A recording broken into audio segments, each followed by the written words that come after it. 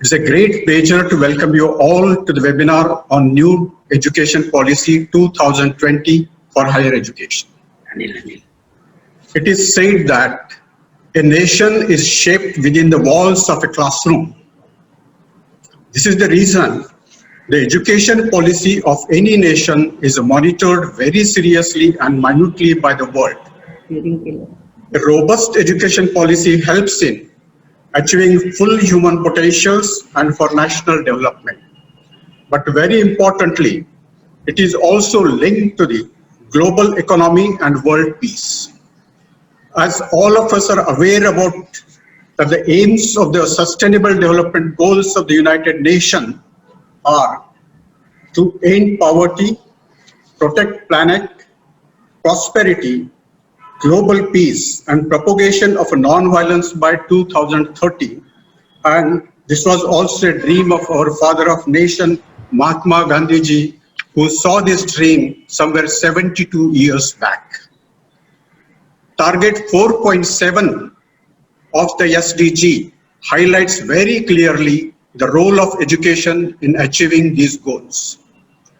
Today, we are gathered here to discuss and deliberate upon the Education Policy 2020 in the presence of eminent and accomplished individuals.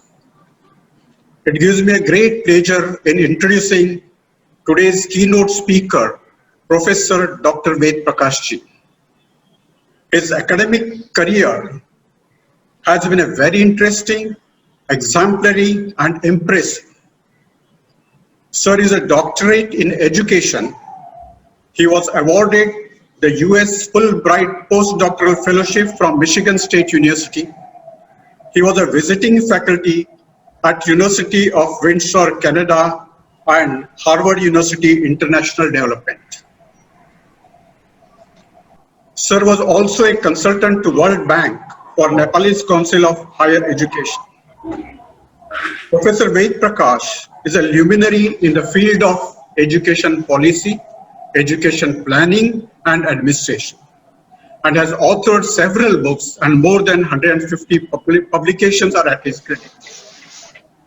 His dedicated work spanning 4 decades includes working at grassroots level up to representing India at the highest level of education deliberation with an aim to only one aim, that is to elevate the levels of education in our country. Sir has several prestigious positions, but I'll just name few, namely the Advisor Planning Commission of Government of India, Director National University of Education, Planning and Administration, Chairman National Council of Teachers Education, and Chairperson of University Grant Commission, which is the apex body of education in our country. It is a privilege and honor for me to welcome Professor Dr. Ved Prakash. Thank you very much, sir, and I request you to kindly share your views on new education policy. Over to Professor Dr. Ved Prakash ji. Thank you very much. Thank you. Thank you, Professor Nitin Kadam, for your kind words. Esteemed Shri Kamal Kishore Kadam ji, former Minister of Education of the state of Maharashtra and the chairman of the MGM Institute of Health Sciences.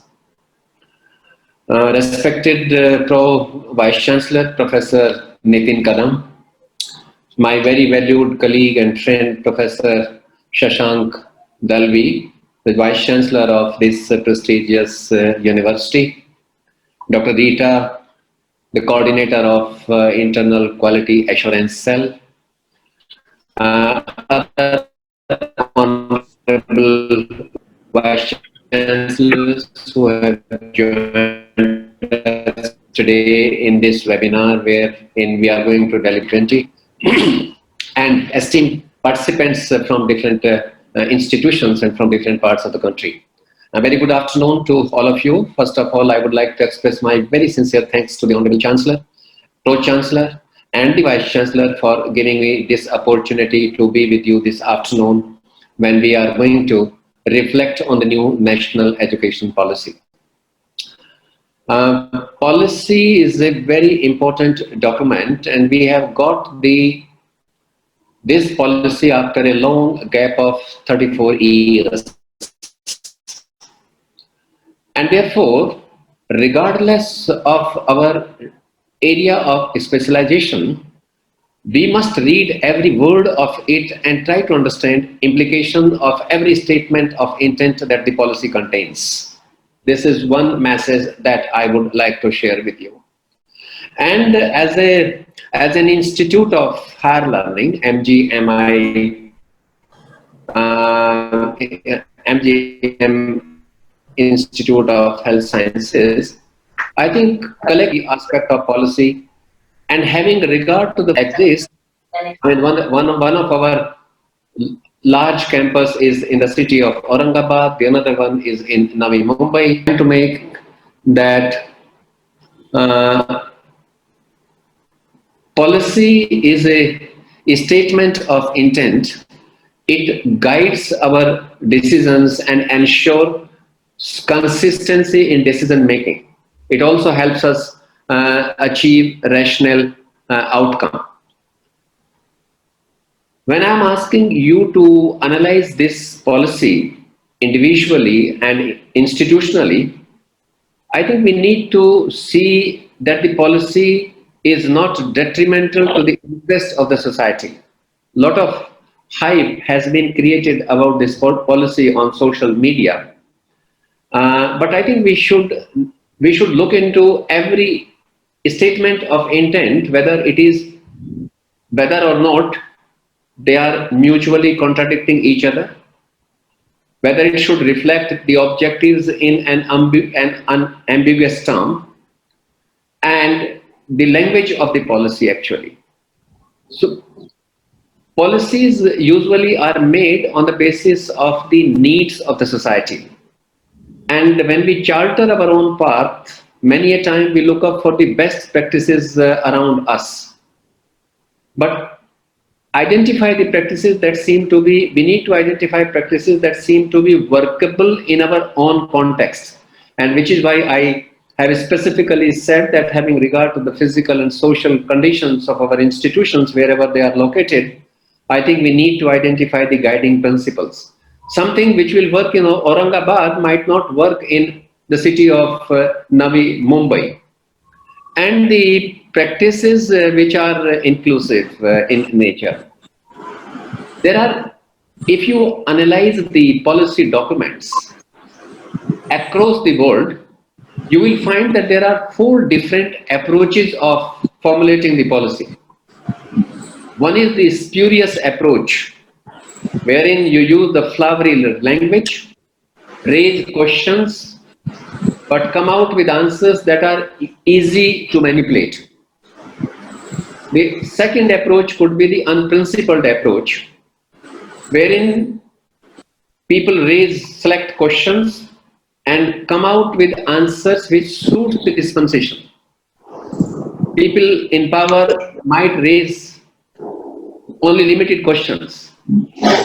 The third approach could be the typical administrative approach, wherein you raise all possible questions but provide answers and make recommendations, knowing well that neither the political will of the country nor the economy are going to support it. And the fourth approach is the genuine approach, wherein we raise all possible questions, find answers based on empirical evidences which are in sync with the harsh realities, and then extend honest supports to make them happen. Now, I would like to sum up this part of my address and say that how well have we designed the national education policy in our own context will depend upon how well we understand it and how well we orient the policy implementers. Because in our profession, policy is made by somebody and policy is implemented by another set of people. So how well we orient the policy implementers is going to be of paramount significance.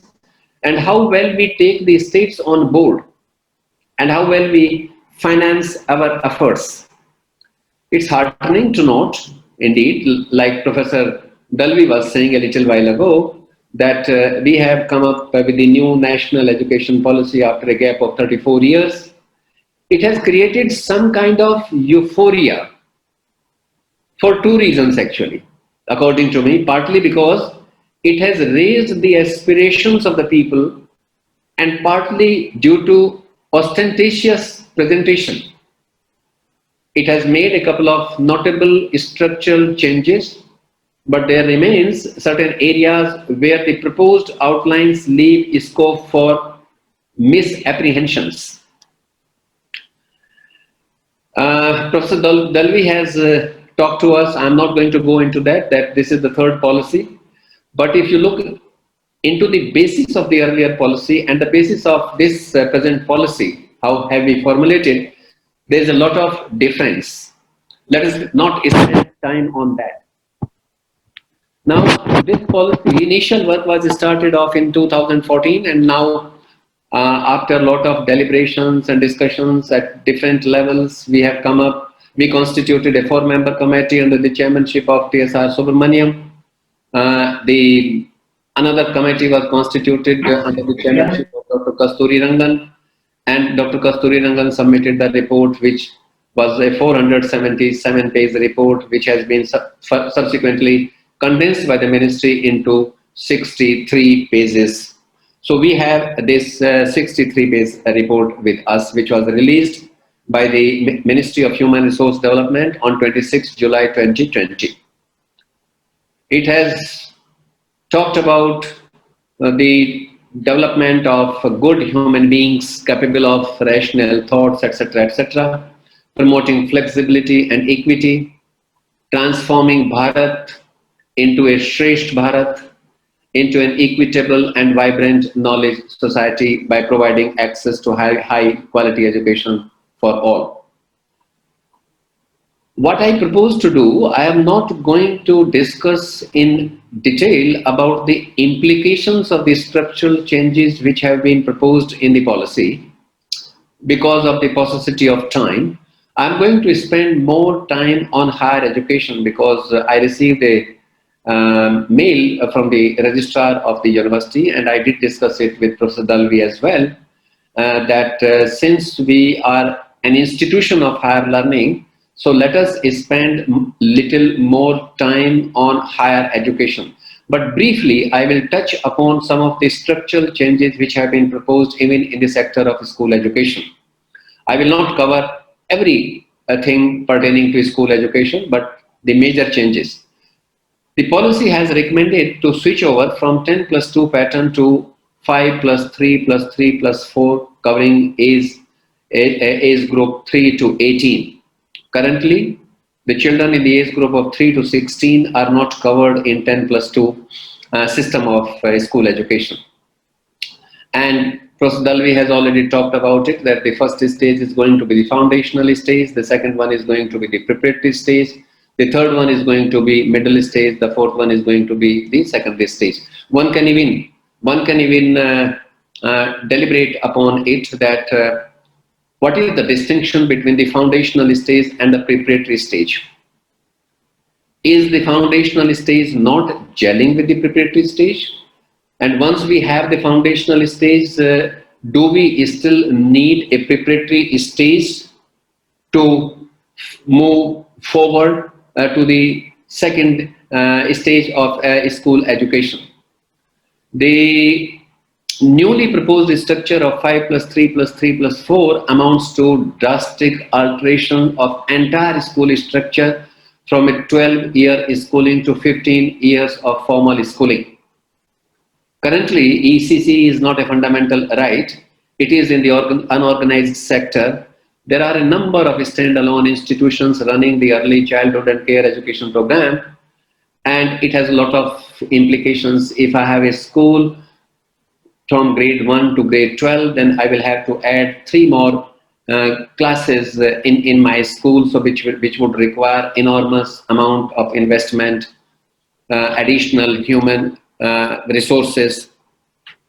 teacher preparation for the foundational stage, which is virtually non-existent in our country, will throw up new challenges because presently persons with the conventional Bachelor of Education degree are handling these children. So there are a lot of implications relating to curricular provisions, pedagogical processes, administrative aspect, and financial aspect. Now, for the first time, in the policy we have talked about the universalization of school education. But universalization of school education without any constitutional commitment is only a pious statement. Policy has not talked about extension of the RTE Act up to grade 12. So this is one thing which bothers me a lot. But I would like to say that if we miss this much desired goal now, then we miss it for another couple of decades. Insofar as assessment is concerned, the policy has talked about 360-degree multi-dimensional progress card for all students. I mean, the terminology which we have borrowed from the Western world, how are we going to do leaves much to be desired. All students will take school examination in grade 3, grade 5 and grade 8. But who is going to conduct it? Will the school be conducting it or some other organization? Because the policy says that these examinations will be conducted by the appropriate authority. It's not clear what that appropriate authority is going to be in the policy. About the board examinations, they say that we will continue to have class 10th examination and class 12th examination, but the student will be given the opportunity to write the board examination more than one main examination and another for improvement. We will have National Assessment Center called PARAK, Performance Assessment, Review and Analysis of Knowledge, etc. For the accreditation of a school, until now we do not have a system of assessment and accreditation at a school stage. The schools are assessed and accredited only by the magazines, the commercial establishments.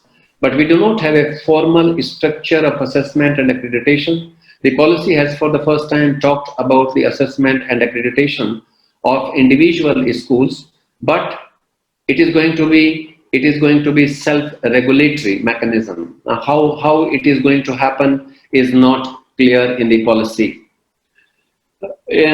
About teacher education, the policy says that the minimal qualification for entering into a school will be 4-year bachelor's degree in education, which is going to be a 4-year integrated program.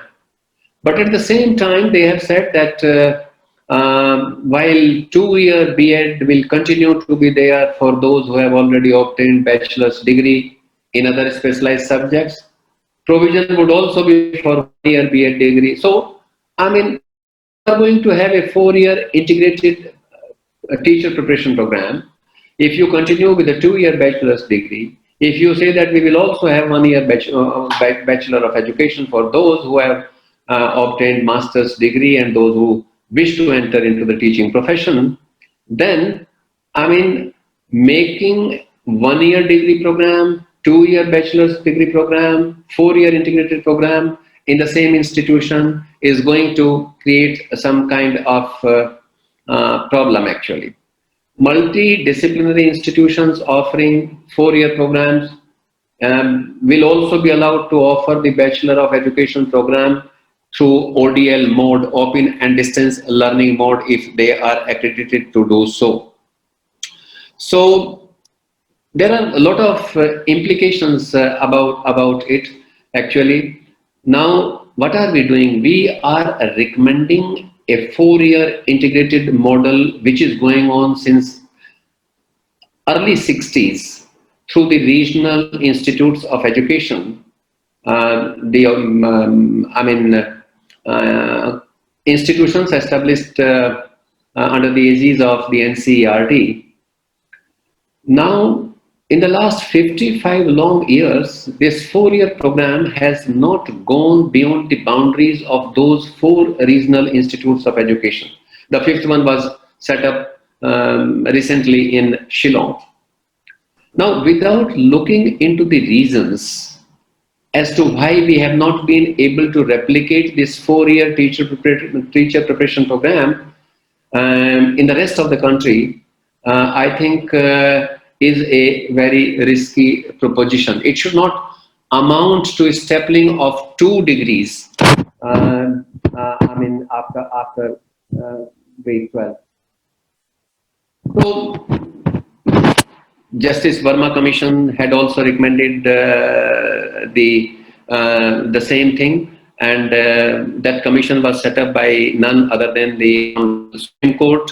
Supreme Court gave the direction, and Justice Verma Commission report was submitted to the Supreme Court in 2012. In the last almost 7.5 years, nothing has happened on the ground. So this is the problem when we reiterate some earlier recommendations without looking into the reasons for the non-implementation of those recommendations. Similarly, we have talked about the implementation of 3-language formula without again looking into the reasons for its non-implementation. 3-language formula has not been implemented in letter and spirit in our country since 1960. When it was agreed upon in a conference of the chief ministers of all the states that we are going to implement the 3-language formula.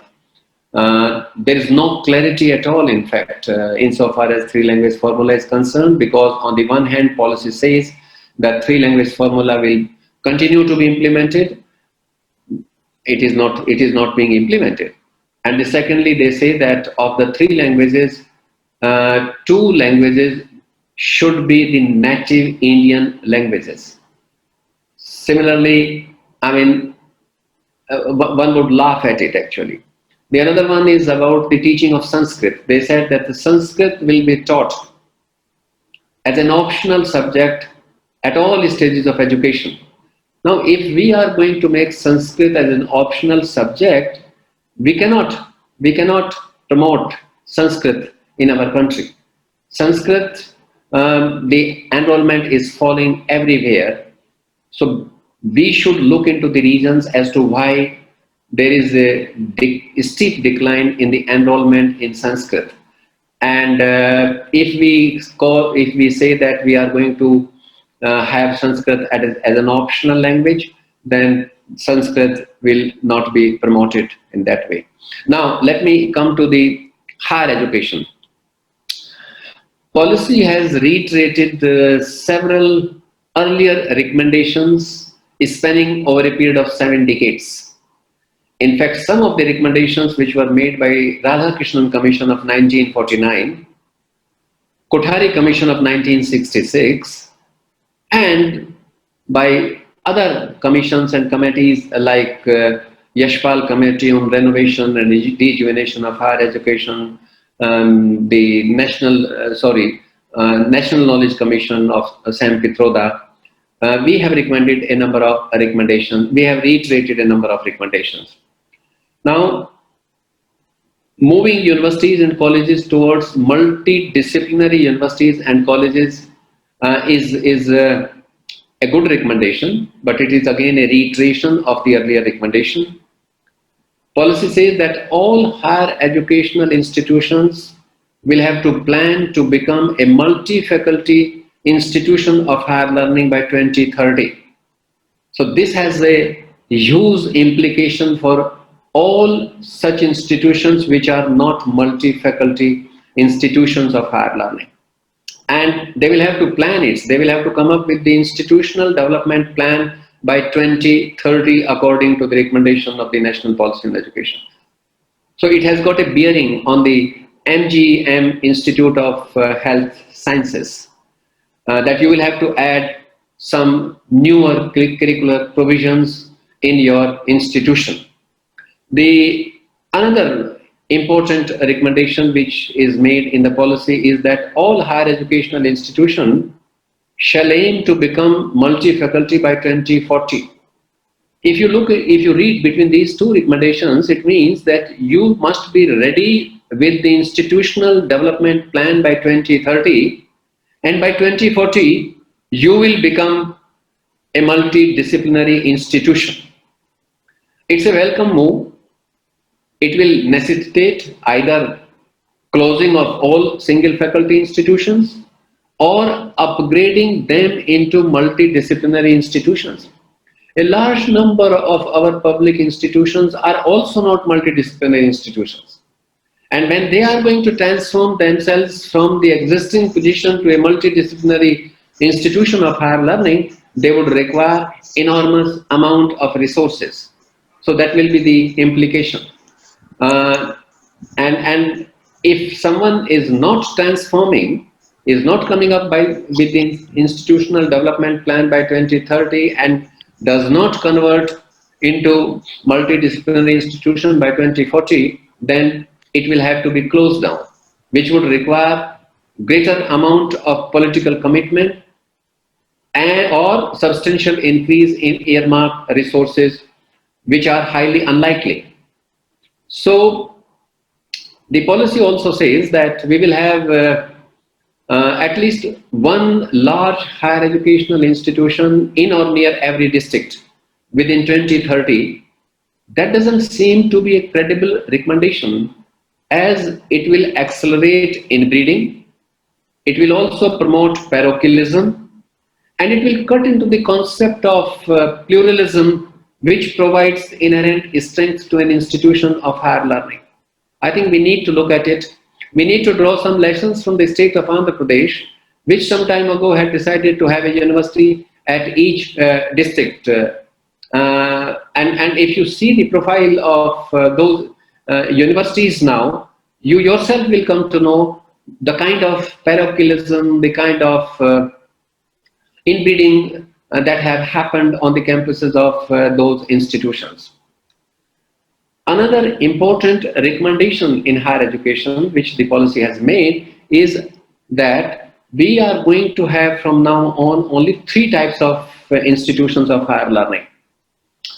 We'll have research intensive university, we'll have teaching intensive university, and we will have autonomous colleges with degree granting powers. And these autonomous colleges will primarily be focusing on undergraduate programs, but they may also evolve as a university, so that window is also available to them to graduate to a university. Now, a university will mean a multidisciplinary institution of higher learning which offers undergraduate, graduate and research programs of very high quality with community engagement.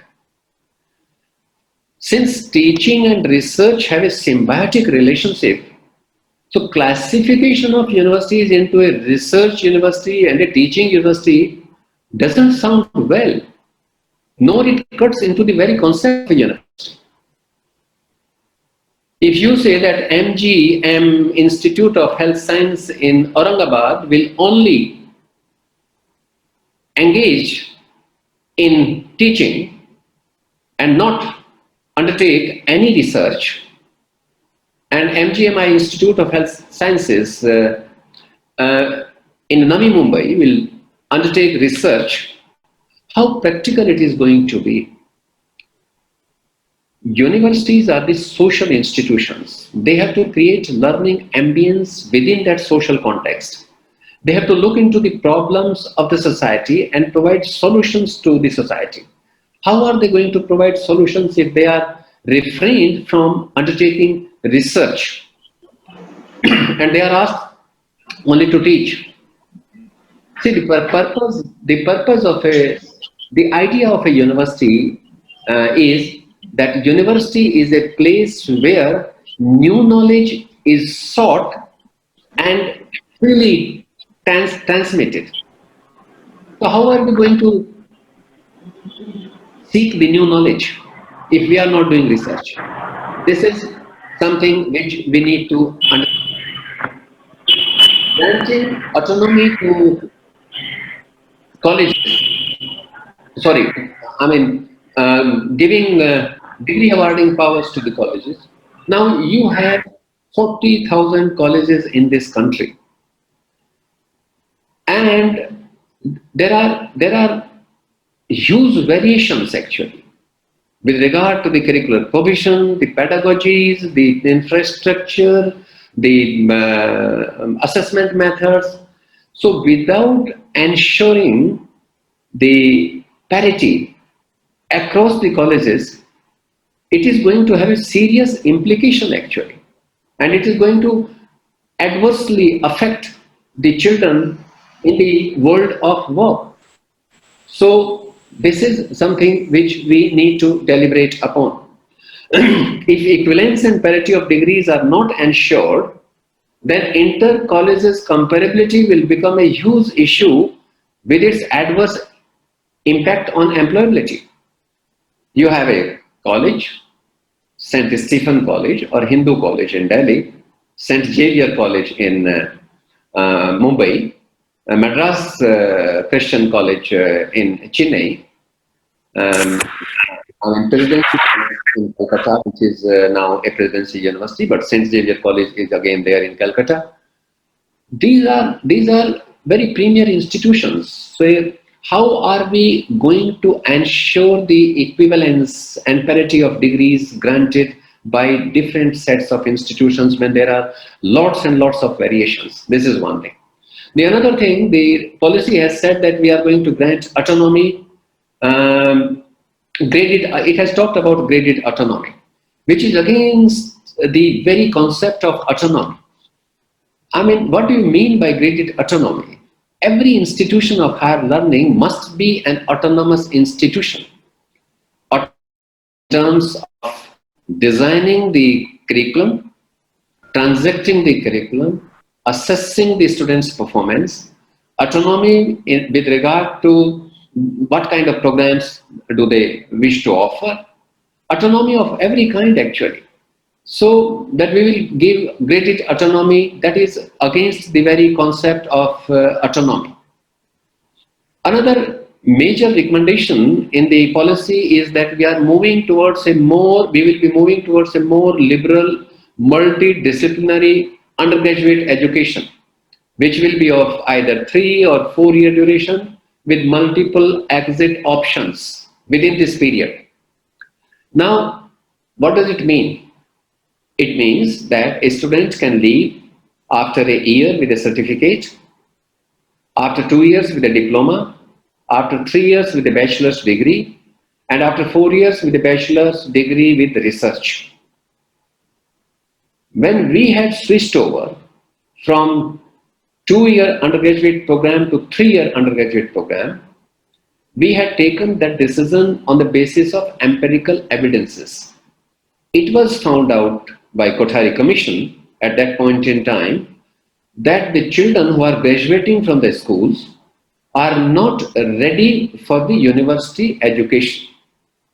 And at that time they had realized that they did not have the schools didn't have the capacity to adequately prepare them for the university education.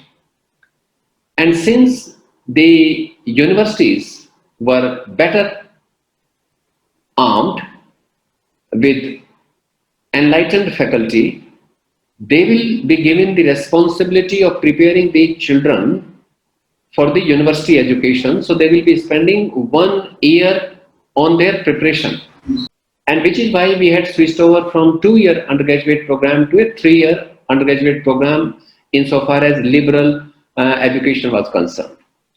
This time when we have decided to switch over from 3-year undergraduate program to 4-year undergraduate program, we are not driven on the basis of any empirical evidences. We seem to have copied it from the Western world, because the United States of America is having a 4-year undergraduate program, so we will also have a 4-year undergraduate program. This is one aspect of it. Let us look into this aspect. The another aspect is what is going to happen to the private institutions which solely depend upon the internal recoveries. They are not getting financial assistance from any quarters. It is only the tuition fees. wherefrom they generate their resources to pay the salaries to the teachers, to expand or to look after the infrastructure, create newer facilities. If 10 students are going to leave after 1 year, and if another 15 are going to leave after 2 years, and if another 10 or 15 are going to leave after 3 years with a bachelor degree, then what will happen? How are they going to make optimum use of the human and physical resources that they will have to create depending upon the intake capacity during the initial year of that program? So this is also going to have serious implications unless the state governments or the central government come forward and they say that yes, we are going to supplement your resources. So now the another thing is about that the entry to the PhD program will be either through master's program or through 4-year bachelor's degree with research. This also have this recommendation also has its own implications. There are very few institutions in our country present today which will be able to prepare a research-ready student after 4-year program. And therefore, we'll have to be extremely careful whilst implementing this recommendation. If increase in duration to 4 years for the first degree will be a worthwhile idea only if provision of infrastructure, human resources, financial requirements, and curriculum updating along with quality of its transaction can be detailed and assured by both the union government and the state governments, as it will have substantial financial implications. Now, the another thing is that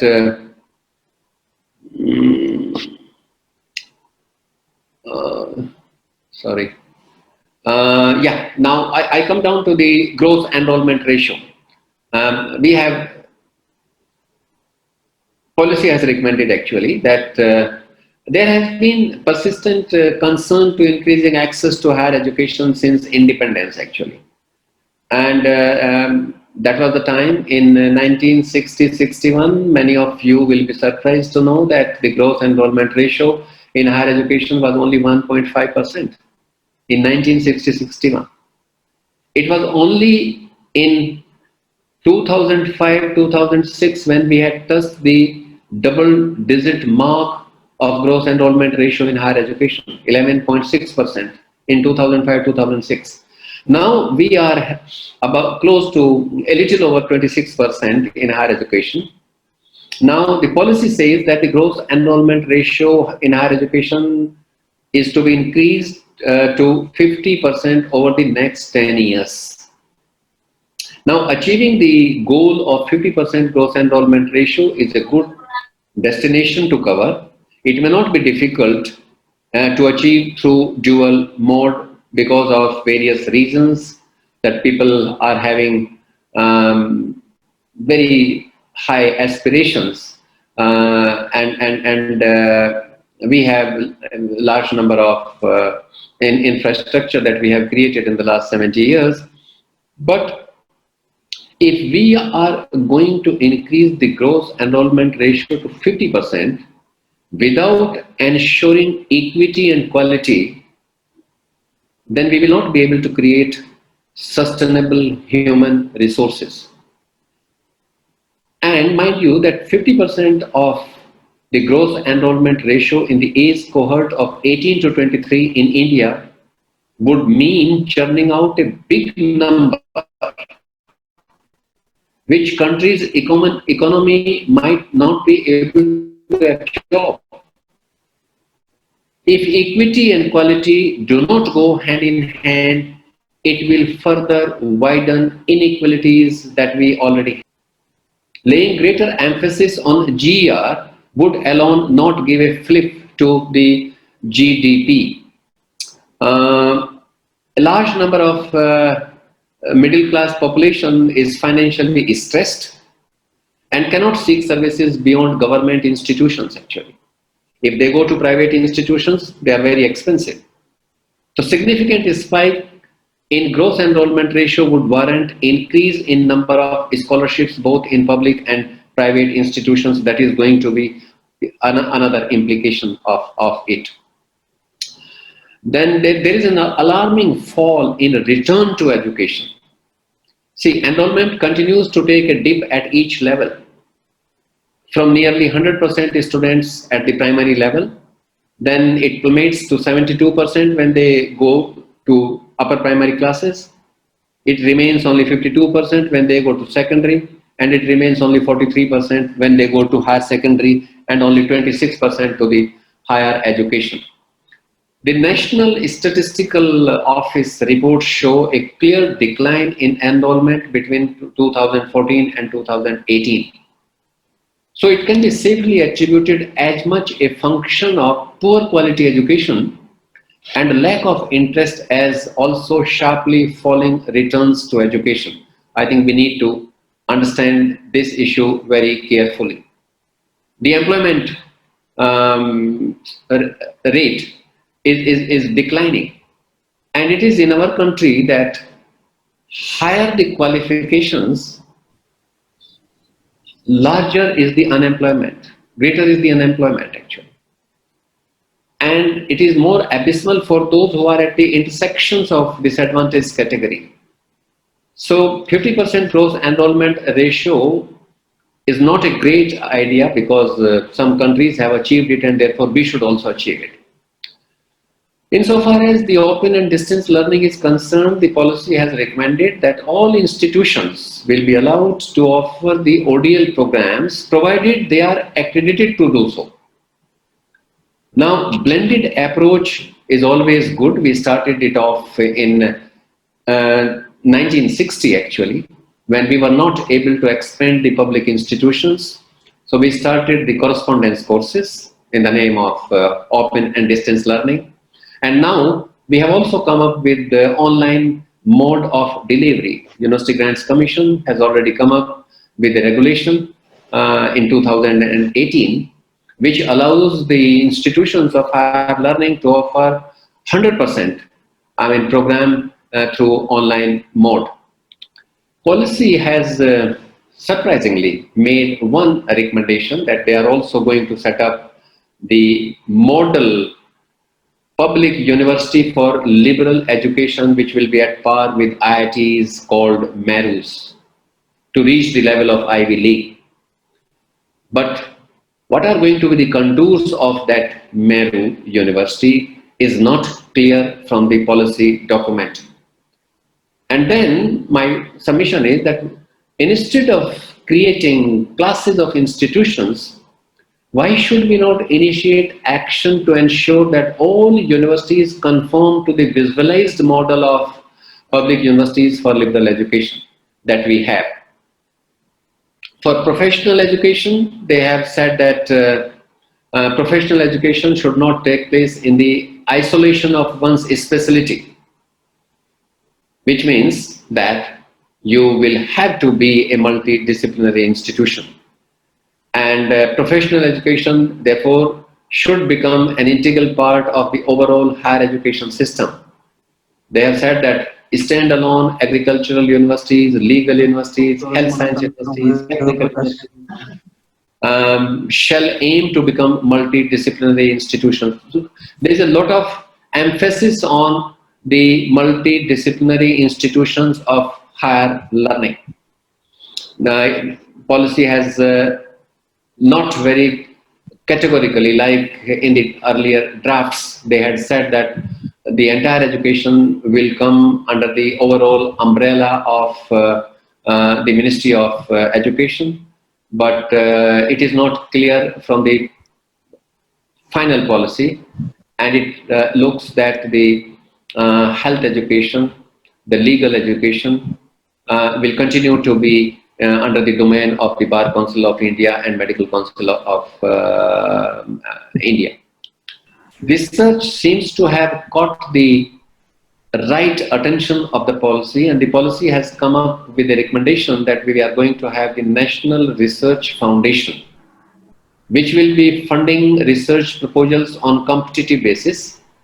And the National Research Foundation is going to coordinate with other funding organizations in the country, like the Department of Earth Sciences and Department of Science and Technology, etc. The National Research Foundation will have to evolve mechanism to ensure that the research proposals are worthy of public funding.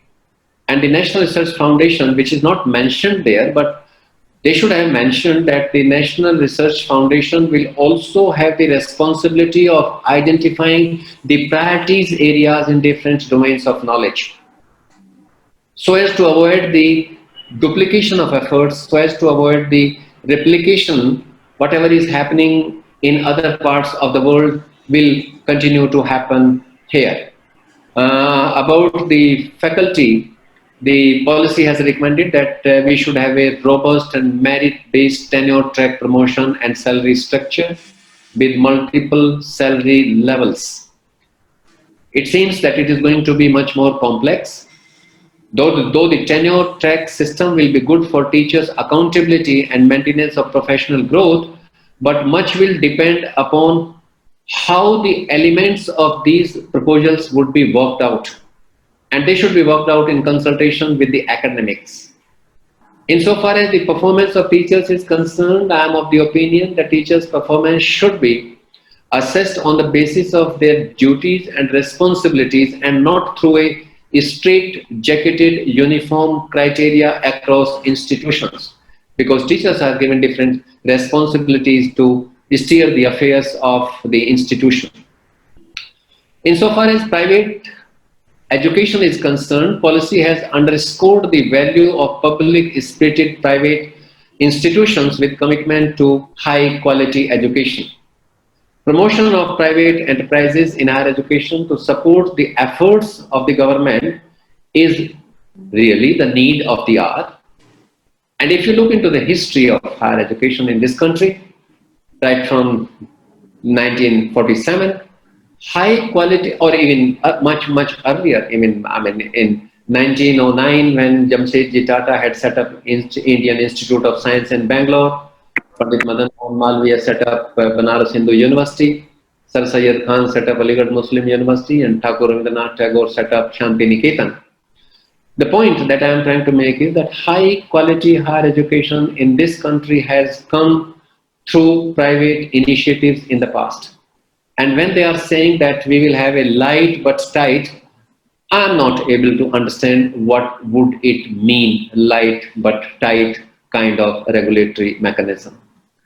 Private institutions, some of the private institutions like Mahatma Gandhi Institute of Health Sciences is maintaining good standards, but they are outnumbered by those known to exist largely with commercial orientation. And whilst increasing the gross enrollment ratio, we need to be concerned with falling enrollment both in private institutions and in public institutions. Some private institutions are finding it extremely difficult to survive now.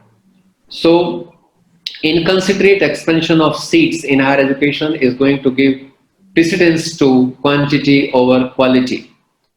Policy has also talked about internationalization of higher education, and they have said that our good institutions will be permitted to go beyond the boundaries of the country and set up their campuses offshore.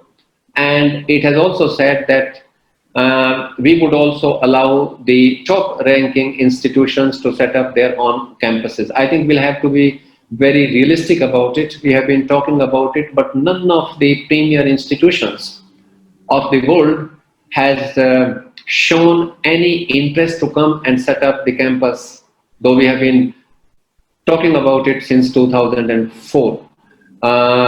We do not have any legislative framework for top 100 foreign educational institutions to come and set up the campuses here. So the past experience is quite discouraging. Insofar as the use of technology is concerned, the policy has said that they are going to set up the National Education Technology Forum, which will be created for free exchange of ideas on the use of technology to enhance everything in education, learning, planning, administration. And online I have already covered.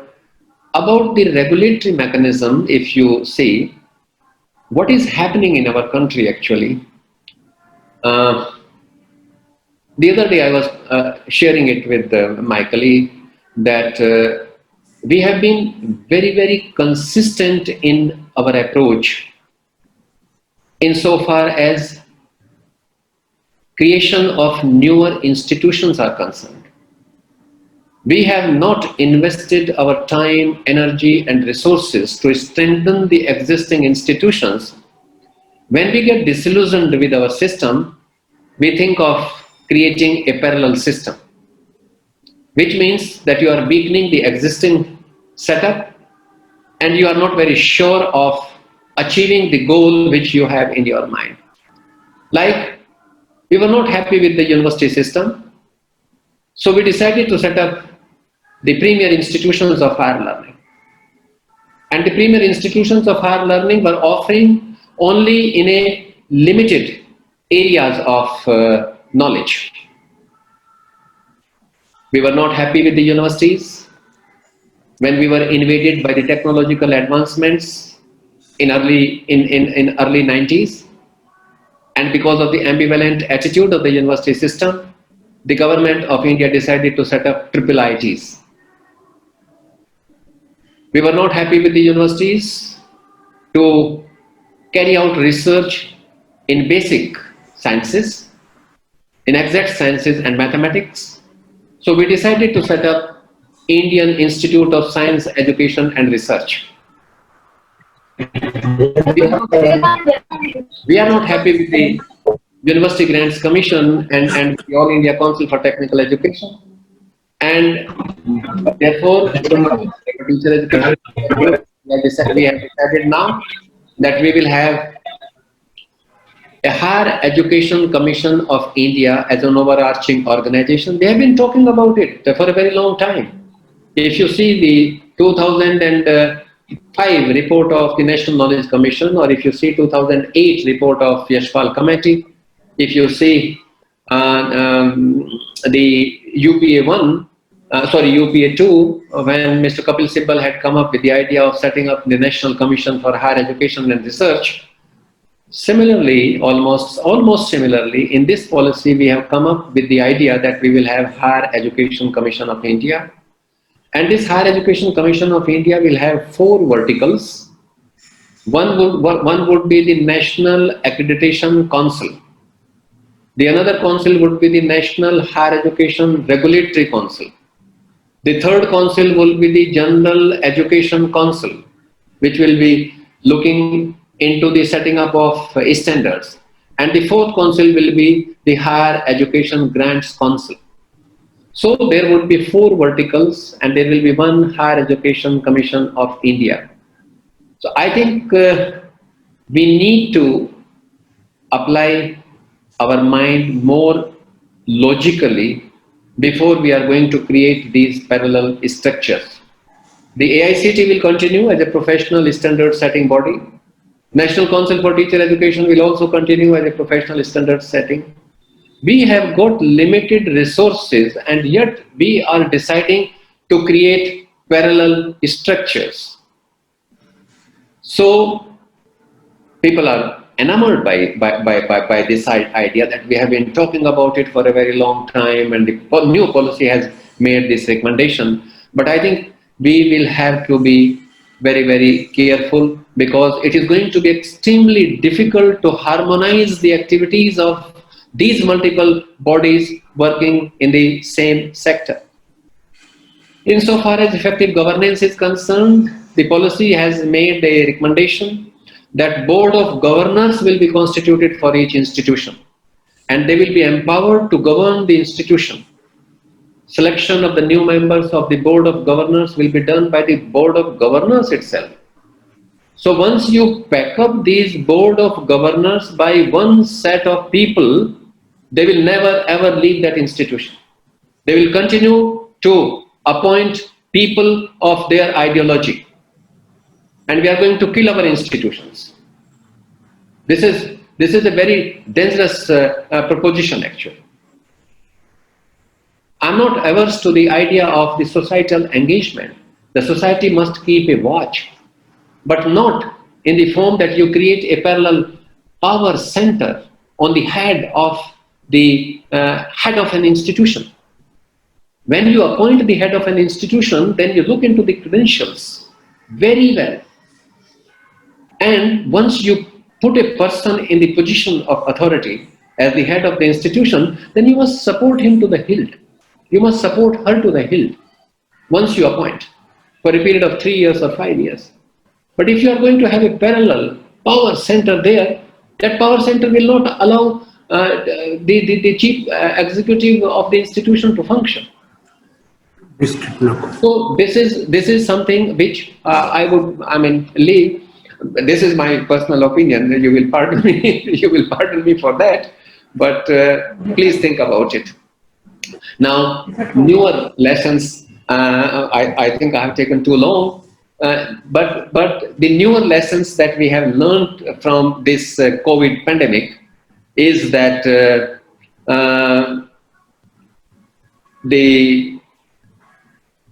we are running a very hollow system. We are caught unaware by this pandemic, and we found ourselves so very indifferent. I mean, the framework of the education at the school level and higher education level turned out to be abysmally poor, that it couldn't withstand the pressure of this pandemic. Well-being must always remain a core goal of education, and education must develop the capacity amongst the people to stay strong in adversities. In times of crisis, humanity must take a precedence.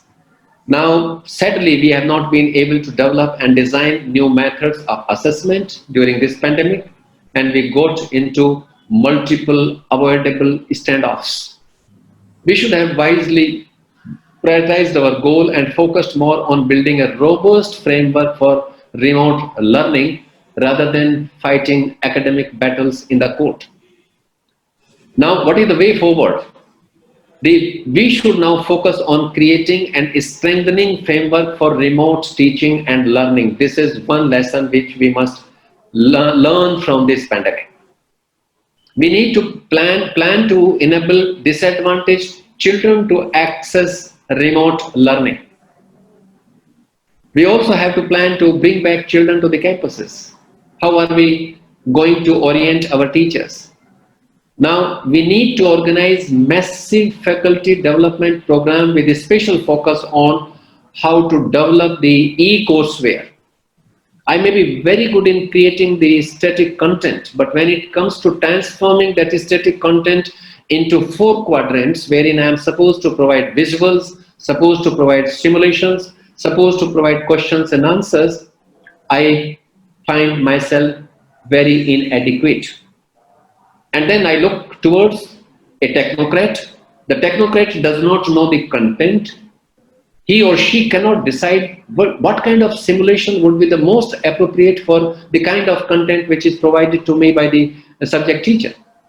And therefore, these 4 capacities ought to be developed in individual learner, and for which, Professor Dalvi, I would request you, and for which esteemed Chancellor Sahab and the Vice Pro-Chancellor, I would request to organize a special orientation program for the faculty of MGM Institute of Health Sciences.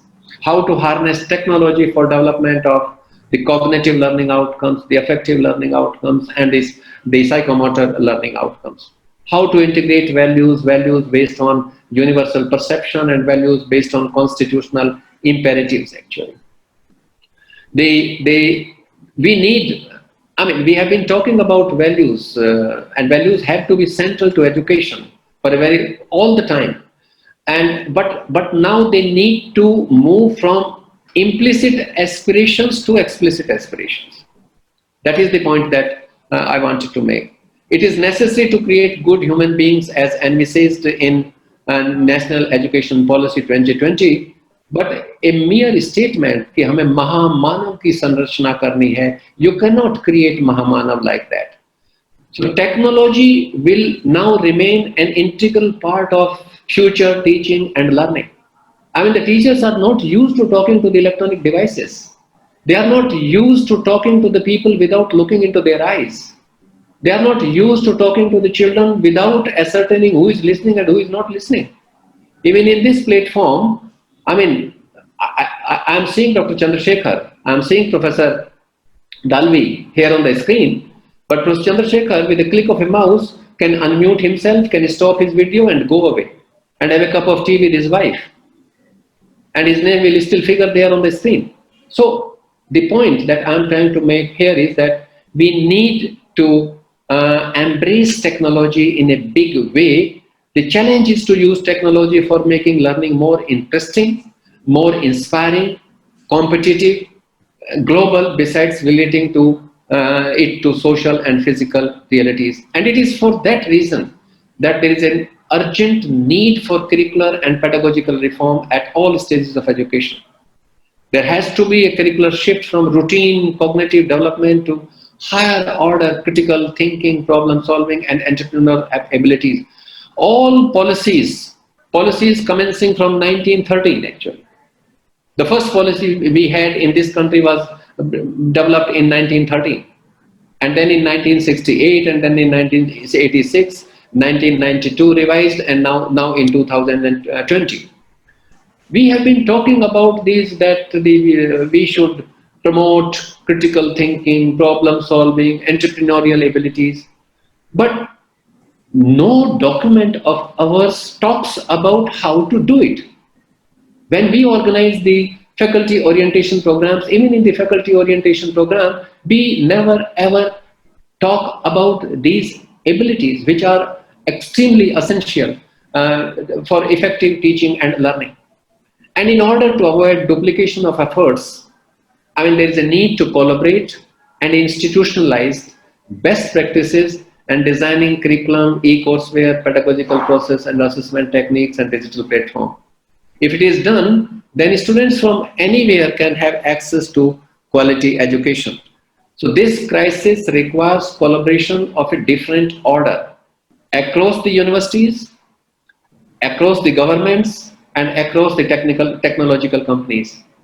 While universities need to launch a massive operation to develop online educational resources, governments, the union government and the provincial government, they need to scale up broadband connectivity and support disadvantaged groups, and technological companies need to help institutions to create platform. Policy is a very important document for us. We must read every word of it and try to understand implications of every statement of intent that the policy contains. We should not join the mob of, creating euphoria about the policy.